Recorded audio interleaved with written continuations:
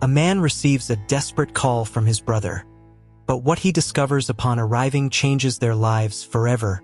An urgent call leads John to a small town where his brother, David, reveals a secret that shakes the foundations of their family. Amid old letters and hidden memories, the brothers uncover a past they never imagined and race against time to save. John Miller, a 48-year-old engineer, lived in Seattle, Washington, caught in a tiring work routine. He spent his days immersed in complex projects and tight deadlines, but despite his professional success, he felt a growing emptiness. His children were grown, living their own lives, and he and his wife, Susan, were falling more and more into a comfortable but monotonous routine. What was once a vibrant life full of goals now seemed like a predictable and surprise-free road. John had always been close to his younger brother, David, but over time, physical distance and life responsibilities had separated them. He fondly remembered the moments they spent together in their youth, adventures, and confidences that created a strong bond between them. However, those days seemed to belong to a distant, almost unrecognizable past. A silent melancholy began to settle in John, a feeling that something was missing in his life. On that rainy afternoon, while reviewing plans for a new construction in his office, John's phone rang. The sound pulled him out of his thoughts, and he looked at the device with a mix of curiosity and irritation. He didn't recognize the number immediately, but when he answered, he heard the familiar and distressed voice of his brother. "John, it's me, David. I need you, man. Now." There was an urgency in David's voice that John had never heard before. His brother had always been the more independent of the two, the kind of person who preferred to solve his problems alone. So that sudden request for help made John's heart race. He tried to control his growing anxiety, but his mind was already imagining the worst. "David? What happened?" John asked, trying to hide the worry in his voice. I can't say much over the phone. Please come to Pineville." "Serious, John. I don't have anyone else I trust." The call was abruptly ended, leaving John with a mix of concern and curiosity. He tried calling back, but David's phone was out of reach. The unease grew, and without wasting time, John grabbed his keys and hurried out of the office, heading directly to his home. On the way, his thoughts raced. What could have happened? Could it be a financial problem? Or something more serious? He wondered, while the sound of rain beating against the windshield seemed to amplify his anxiety. When John arrived home, Susan greeted him with a worried look, immediately recognizing that something was wrong. He quickly explained the situation, grabbed some clothes, and left for Pineville, a small town about 2 hours from Seattle, where David had settled a few years ago. As he drove along the wet and winding road, John couldn't shake the dark thoughts that insisted on invading his mind. He tried to imagine possible scenarios, but they all led to worrying conclusions. Finally, as night fell, John arrived in Pineville. The small town seemed shrouded in an atmosphere of mystery, with its narrow streets and old houses immersed in an unsettling silence. The dim streetlights cast long, distorted shadows, and John felt a shiver run down his spine. He drove to David's house, located in a more secluded area, surrounded by dense trees swaying in the strong wind. As he approached the house, he noticed that the front door was slightly ajar. A chill ran down his spine, and his heart began to beat faster. He got out of the car and walked slowly towards the entrance, calling out for his brother. "David!" There was no response. John pushed the door open slowly, feeling subtle resistance, as if something was blocking it. When he finally managed to enter, he was greeted by a scene that seemed straight out of a nightmare. The living room was in complete chaos. Furniture overturned, papers scattered on the floor, and at the center of it all, sitting cross-legged, was David. His brother looked desolate, his eyes red and fixed on a distant point. Around him, old photos and documents were strewn about haphazardly. "David, what happened here?" John asked, approaching slowly, unsure of what to expect. David raised his eyes to his brother, but his expression was empty, as if he were in shock. The image of the strong and confident brother John knew was unrecognizable, replaced by someone deeply disturbed. "John, I discovered something that changes everything." His voice was trembling and weak, carrying a weight that John could not yet comprehend. John didn't know what to think. The mystery surrounding the situation only grew, and he feared discovering what had driven David to such a state. His initial concern turned into an overwhelming sense that something terrible was about to happen. He knelt beside his brother, holding his shoulders firmly. "David, please, tell me what's going on. What did you discover?" David let out a heavy sigh before beginning to explain. The tension in the air was palpable, and John knew that the answer would change their lives forever. David took a deep breath, trying to calm his tumultuous mind as he looked at John. His eyes, once filled with despair, now showed an internal struggle to find the right words. He held a yellowed sheet of paper, trembling slightly, as if the paper carried an overwhelming weight. "John, I don't know where to start. This is all so surreal," David finally said, breaking the silence. His tone reflected not only shock but also profound sadness. John, trying to remain calm, sat down in a nearby chair. He realized that he needed to be patient and understanding, as his brother seemed on the verge of a breakdown. The silence in the house, once comforting, now transformed into something oppressive. "Start from the beginning, David. What's going on? What did you discover?" John encouraged, his voice low, almost a whisper, trying not to push his brother beyond his limits. David hesitated for a moment, then handed John the sheet he was holding. It was a handwritten letter, dated over 40 years ago, with careful but aged handwriting. The sender? An unknown name, Mark Reynolds. "I was organizing some of Dad's things," David began, his voice faltering as he spoke. "He always kept a bunch of stuff in the attic, and I thought it was time to take a look.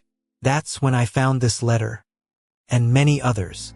John frowned as he read the letter, which contained a simple but devastating message. Mark Reynolds was their father's son, the result of a relationship before his marriage to their mother. The letter was an attempt by Mark to reconnect with his father, something that apparently never happened. John felt as if the ground had disappeared from under his feet. The revelation was too shocking to be assimilated immediately. "David, is this serious? Do we have a half-brother?" John asked, his voice hoarse, still trying to process the information. "Yes, John. And that's not all," David continued, now picking up a stack of envelopes and showing them to John. "He tried to contact us for months. He sent letters, emails, all ignored or lost among Dad's things. He thought we knew about his existence and were avoiding him." John felt a lump in his throat as he heard this. The idea that they had a half-brother who was trying to reconnect but was rejected without their knowledge was disturbing. He looked at David, who seemed even more shaken. "Why didn't Dad ever tell us about this?" John asked, more to himself than to his brother. He began to question everything he knew about his father, trying to understand the motivations that led him to hide something so significant. David shook his head, without a clear answer. "I don't know, John. Maybe he thought he was protecting us, or maybe he didn't know how to deal with it himself.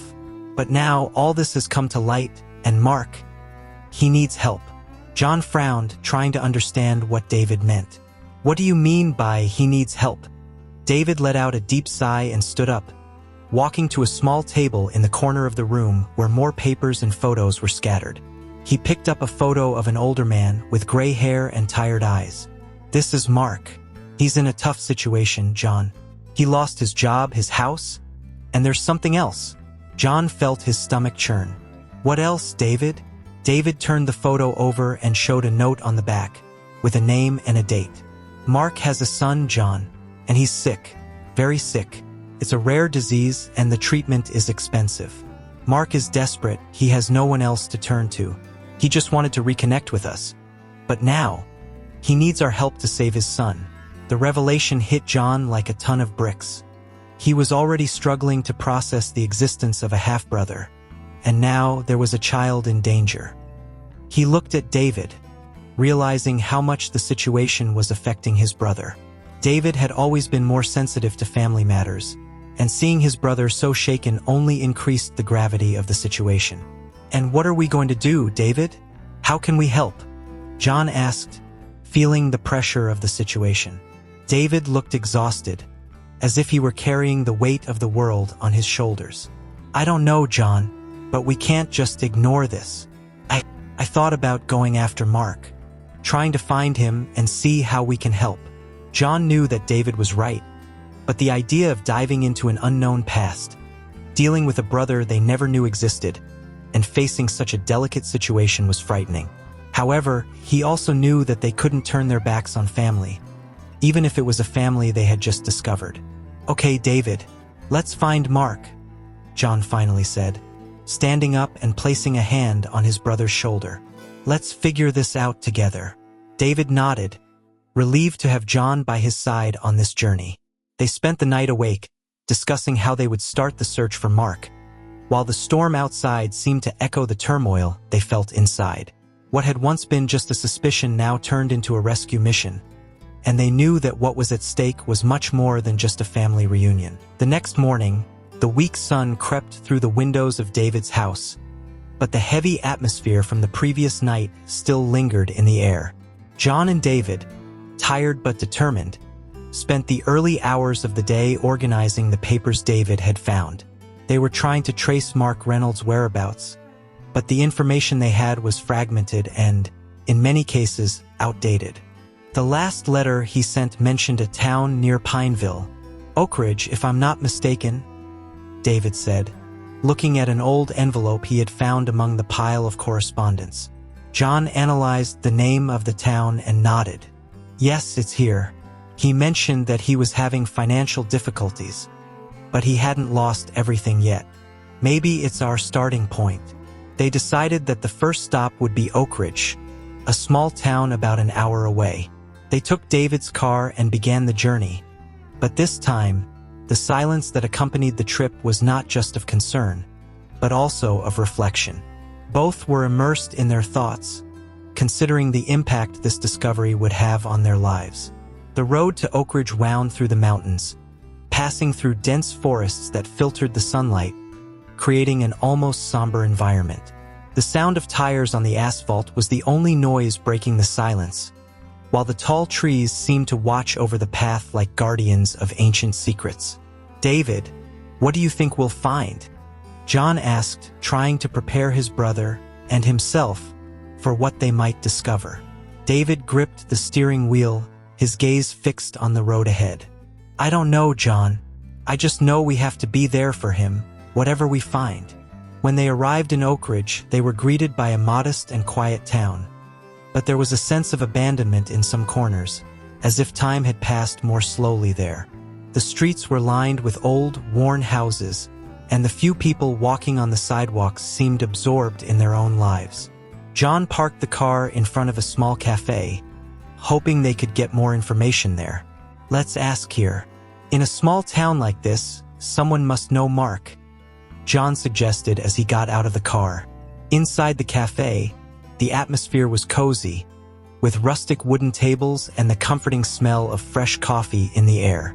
But there was something else in the air, a sense of melancholic nostalgia that seemed ingrained in the walls. An elderly lady, with a gentle smile, greeted them from behind the counter. "Good morning. What can I do for you?" she asked as she prepared a cup of coffee for a customer sitting in the corner. John exchanged a quick glance with David before answering. "Actually, we're looking for someone. His name is Mark Reynolds. He moved here some time ago, and we're trying to find him. Do you happen to know him?" The lady frowned, thoughtful before responding. "Mark Reynolds. Yes, I remember him.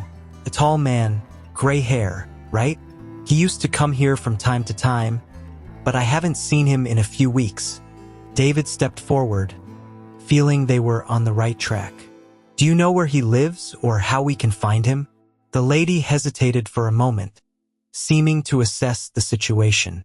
"Well, he lived in a small house on the outskirts of town, but I heard he was evicted. It was a shame. He seemed like a good man, but things were tough for him. She lowered her voice, as if sharing a secret. I think he's staying at the homeless shelter on the other side of town. It's not an easy place, but it's the only one we have around here. John thanked her for the information and, along with David, returned to the car. The shelter was a few minutes away, in a more isolated part of town. As they approached, the reality of Oak Ridge began to reveal itself. Instead of the well-kept houses in the center, the buildings near the shelter were old, with peeling paint and broken windows. Poverty and hardship were visible on every corner, and the heavy atmosphere made John and David exchange a look of concern. When they arrived at the shelter, a small and simple building, they were greeted by a burly man who seemed to be in charge of the place. He looked at them with suspicion, as if he wasn't used to receiving unexpected visitors. "Can I help you?" the man asked, with a serious expression that didn't betray any emotion. John briefly explained the situation, mentioning Mark's name. The man nodded slowly, as if remembering something important. "Yes, Mark is here. He's one of ours. He's not in a good situation, to be honest. Life's been hard on him, but he's a decent guy," the man said before gesturing for them to follow him. They walked down a narrow corridor to a common room, where a few people were sitting in chairs or lying on mattresses on the floor. The atmosphere was oppressive, filled with a silent sadness, as if the residents of that place had given up hoping for a turnaround in their lives. In the corner of the room, near a window, John saw a man who seemed aged beyond his years. Gray hair, a thin, tired face. It was Mark. David was the first to approach, feeling a mix of emotions he couldn't describe. He and John stopped in front of the man, who slowly raised his eyes, as if it were difficult to believe what he was seeing. "Mark Reynolds?" David asked, his voice trembling. Mark looked at the two of them, his eyes showing momentary confusion until, suddenly, something seemed to click in his mind. He stood up slowly, looking stunned. Who are you?" Mark asked, clearly trying to understand the situation. "My name is David. This is John. We're your brothers?" David said, feeling a lump in his throat as he uttered those words. Mark stood still for a moment, as if trying to process the information. His eyes filled with tears, and he lowered his head, unable to contain the emotion. The silence that followed was heavy, laden with unspoken feelings. I thought you would never find me," he murmured, his voice broken by emotion. John and David felt Mark's pain, a pain that came from years of loneliness and rejection. Without words, they sat down next to their brother, ready to listen to his story, ready to rebuild the bonds that time and fate had tried to destroy. The silence that followed the revelation was heavy, filled with unspoken feelings and years of separation. Mark remained standing, his eyes fixed on John and David, trying to find some familiarity in their faces. In turn, John and David were equally stunned, struggling to find the right words to break the discomfort hanging in the air. "Sit down, Mark. Let's talk," John finally said, breaking the silence, gesturing to an empty chair nearby. He knew he needed to act calmly, as any haste could break the fragile bond that was beginning to form between them. Mark nodded, still a bit shaken, and sat down slowly, as if every movement was a monumental effort. David pulled up a chair and sat next to his brother, while John positioned himself in front of them, trying to order his own thoughts. He knew that what they would say next could define the course of this newly discovered relationship. "We received your letters, but only found them now. It was a surprise to discover that we had a brother," David began, his voice filled with a mixture of emotion and apology. He couldn't help but feel a deep sadness for all the lost time and the missed opportunities for connection. Mark raised his eyes, a glimmer of understanding passing through them. I imagined you didn't know. When I didn't get a response, I thought I was being ignored, but I didn't know what to do. I just wanted to find you, understand where I came from." John observed Mark closely. Despite the time and difficulties, there was something about him that reminded him of their father. Maybe it was the way he looked, or the resigned posture that indicated years of struggle. Mark seemed like a man who had already faced a lot, and John felt a wave of compassion grow inside him. "We want to understand your story, Mark. We want to help if we can. We know you're going through a tough time," John said, trying to sound as welcoming as possible. Mark sighed, running his hand through his gray hair as he tried to organize his thoughts. "My life hasn't been easy. I grew up knowing that my father had another family, but I never knew much about you. My mother didn't talk much about him, and I ended up distancing myself. I went on with my life, got married, had a son, but things were never simple." He paused, looking at his hands, which were clasped together on the table. "I lost my wife a few years ago, and since then, things have only gotten worse. My son, Jamie, got sick. It's a rare disease, and the doctors said the treatment is expensive, something I could never afford. I tried everything, but the bills started piling up. I lost the house, lost my job, and here I am." David felt a tightness in his chest as he heard the story. He exchanged a significant look with John, who nodded slightly, confirming what they both already knew. They couldn't let Mark face all this alone. "Mark, we came here to help. We want to meet Jamie, we want to understand how we can contribute." "You're not alone anymore," David said, placing his hand on Mark's shoulder in a gesture of solidarity. Mark raised his eyes, surprised by the offer. "You have no obligation to do this. I'm just a stranger to you." John interrupted before he could continue. "Maybe we didn't know each other before, Mark, but you're our brother. That means something. And Jamie is our nephew. So yes, we'll do whatever we can to help." Mark seemed on the verge of tears but held them back. He never imagined he would be welcomed with such kindness by those who, until recently, were complete strangers. The weight he had been carrying on his shoulders seemed to lighten a little, just by knowing he was no longer alone. "Jamie is at a hospital nearby. I can take you there," Mark said hesitantly, still not fully believing in the kindness being extended to him. "Of course, let's go right away," John replied, already getting up from the chair, the determination in his voice clear. He knew they needed to act quickly, not only to help Jamie but also to strengthen the bonds that were beginning to form. The journey to the hospital was short but marked by reflective silence. John and David wondered how life had brought them to this point, and how this unexpected situation could change everything. When they arrived, Mark led the brothers to the pediatric wing, where Jamie was hospitalized. The boy, about 10 years old, was lying in a bed, connected to several machines, but his bright, curious eyes lit up when he saw his father entering the room. "Daddy," Jamie called out, smiling with the pure joy of a child who, despite all the difficulties, still maintained his innocence. Mark approached and gently stroked his son's head. "Jamie, these are your uncles, John and David. They came to visit us." John and David approached, trying to hide the emotion they felt upon seeing their nephew for the first time. There was something comforting in Jamie's innocence, something that made them both decide right then and there that they would do everything within their power to help the boy. "Hi, Jamie," John said, smiling. "We're your uncles. It's a pleasure to finally meet you." Jamie smiled back, unaware of the gravity of the situation his parents and uncles were facing. To him, this was just a fun novelty, an unexpected meeting. "Do you like superheroes?" David asked, trying to liven up the conversation. "I do. Spider-Man is my favorite," Jamie replied, excited. While Jamie chatted with David, John exchanged a few words with Mark in private, who explained more about his son's condition.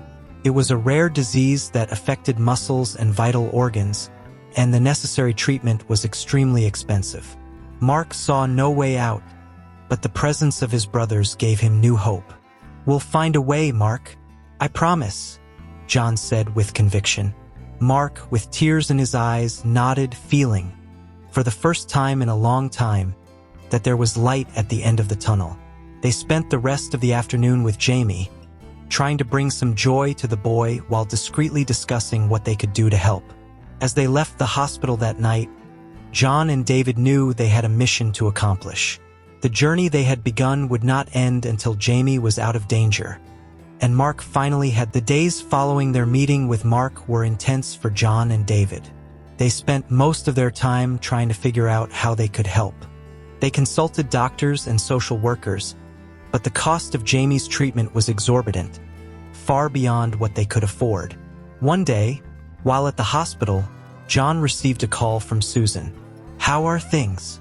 Susan asked. "It's tough. Jamie's treatment costs a fortune. I'm trying to find a solution, but it seems like every path is a dead end," John replied. Susan was thoughtful before suggesting, "What about your father? Didn't he leave anything that could help?"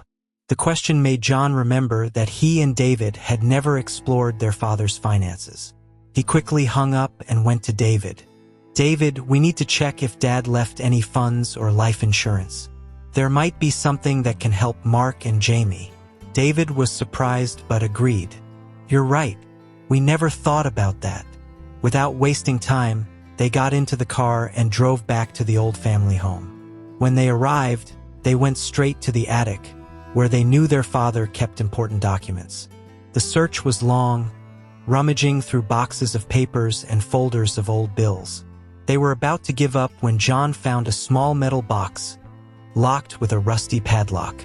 He forced the lock until he managed to open it. Inside, there were a series of documents, including a will, but what caught their attention was a folder marked with the name Mark Reynolds.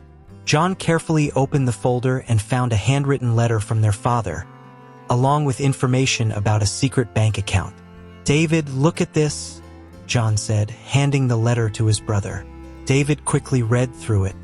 In the letter, their father explained that he had left a significant fund for Mark in case he ever needed it. However, there was a condition. The fund could only be accessed if all the children were present, including Mark. "It seems Dad wanted us to come together, even after everything," David said. "This fund could be Jamie's salvation. We need to tell Mark immediately," John said. When they arrived at the hospital, Mark was in Jamie's room. John handed over the documents and explained what they had found. "Our father left this fund for you, Mark, but it can only be accessed if we're all together. This means we can release the money for Jamie's treatment." Mark was silent, overwhelmed with emotion. "I don't even know what to say," he murmured. "You don't have to say anything. We're brothers and we're going to get Jamie out of this situation," David said. With the decision made, they went to the bank the next day. The amount was much larger than they had expected. The fund not only covered Jamie's medical expenses but also ensured a secure future for Mark and his son. Mark could hardly believe the turnaround his life had taken. He was grateful for the unexpected generosity of a father he barely knew and for the kindness of the brothers he had just met. The release of the fund brought relief and hope to John, David, and Mark. A new phase was beginning in their lives, marked by the expectation of a better future for Jamie and for all of them. The first step was to transfer Jamie to a specialized hospital in Seattle, where he would have access to the proper treatment for his rare condition. John and David insisted that Mark and Jamie stay at their house during this period, and Susan, as welcoming as always, opened the doors of her home. "We'll get through this together, Mark. You and Jamie are part of our family now," Susan said. Mark, still adjusting to his new reality, couldn't hide his gratitude. He never expected life to take such a positive turn after so long fighting alone. "Susan, I don't know how to thank you and John for all this. Family is like that, Mark. It doesn't matter how much time has passed or if we didn't know each other before. The important thing is that we're here now to support each other." With Jamie settled in the hospital, the doctors began intensive treatment. There was a long road ahead, but the prospects were good. John and David took turns between the hospital and their jobs. while Mark devoted all his time to his son. They knew that recovery would be slow, but each small progress was a reason for celebration. In the weeks that followed, the bonds between the brothers strengthened. They began to learn more about each other's stories. Mark learned about John and David's childhood, while they discovered more about Mark's life before all this. Family nights became common, with everyone gathered around the dinner table, talking and laughing as if they had been brothers forever. One day, while walking in the park near the hospital, John raised a question that had been bothering him. "Mark, I know we're still in the middle of all this with Jamie, but I want to know what you plan to do after things calm down. Do you have any plans for the future?" Mark thought before answering. "Honestly, John, I haven't thought much about it. All that matters now is Jamie's health. But after that, maybe I'll find a job here in Seattle if things work out." David nodded. "That makes sense. And if you need help, count on me. We have some contacts that could be useful." John smiled, satisfied with Mark's response. "I'm happy to hear that. And remember, you don't have to do this alone." As they talked, Susan approached with Jamie, who, although still recovering, seemed to be gaining strength every day. "Uncle John, Uncle David, Dad said we're going to stay here for a while longer. Is that true?" Jamie asked. John crouched down to be at his nephew's level.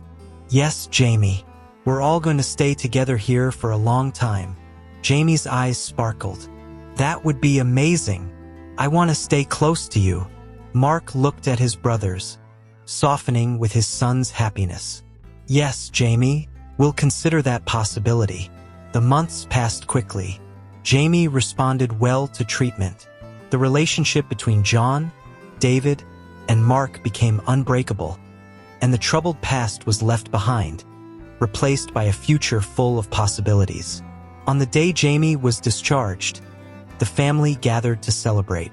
Mark, more secure and confident, began planning a new life in Seattle with the support of his brothers. They still had much to learn about this new family dynamic, but the journey was already full of unexpected rewards. John nodded, looking up at the starry sky above. Yes, life had taken an unexpected turn, but fate had been generous. And now, with his family finally complete, he was ready to face whatever the future held.